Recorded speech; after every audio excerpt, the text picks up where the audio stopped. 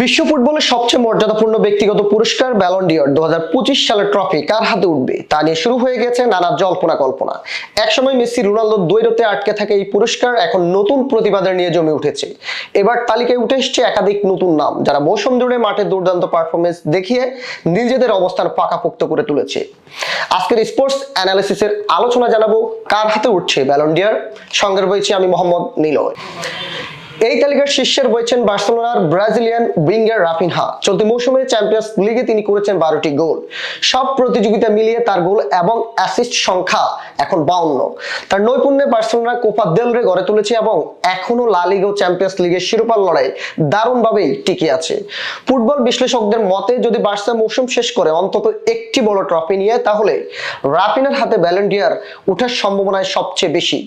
তবে এই প্রতিযোগিতায় একা নন রাফিনহা, তার সবচেয়ে বড় প্রতিদ্বন্দ্বী পিএসজির ওসমান ডেম্বলে। ফরাসি ফরওয়ার্ড চলতি মৌসুমে এখন পর্যন্ত করেছেন 35টি গোল এবং এক লিগ শিরোপা জয়ও রেখেছেন বড় অবদান। ডেম্বলের পারফরমেন্স বিশেষ করে ইউরোপিয়ান ম্যাচগুলোতে ছিল চোখে পড়ার মতো। যদি পিএসজি এই মৌসুমে চ্যাম্পিয়ন্স লিগ জেতে, তবে ব্যালন ডি'র দৌড়ের তার সম্ভাবনায় উজ্জ্বল হয়ে উঠবে।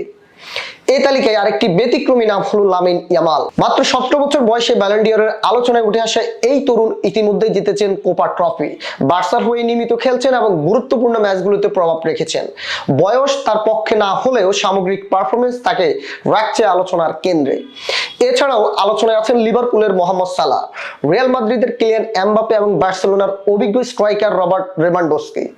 সালাহ 32 গোল ও 22টি অ্যাসিস্ট করেছেন, তবে লিভারপুলের ইউরোপীয় ব্যর্থতায় তার সম্ভাবনা অনেকটা ক্ষীণ হয়ে গিয়েছে। একই অবস্থা এমবাপ্পেরও। তিনি 32টি গোল করলেও রিয়াল মাদ্রিদ চ্যাম্পিয়ন্স লিগ ও কোপা দেল রে থেকে ইতিমধ্যে ছিটকে গিয়েছেন। বয়সের ভারে পড়লেও লেভানডস্কি এখনো গোল করে যাচ্ছেন ধারাবাহিকভাবেই।